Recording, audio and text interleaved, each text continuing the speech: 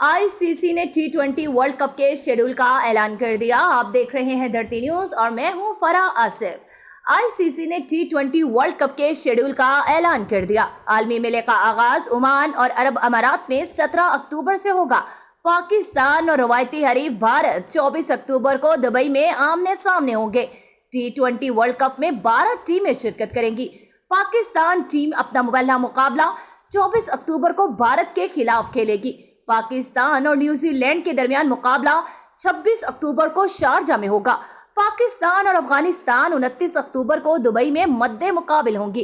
पाकिस्तान और qualifier A2 के साथ 2 नवंबर को अबू ज़हबी में होगा। पाकिस्तान का क्वालिफायर B1 के साथ मुकाबला 7 नवंबर को शारजा में होगा।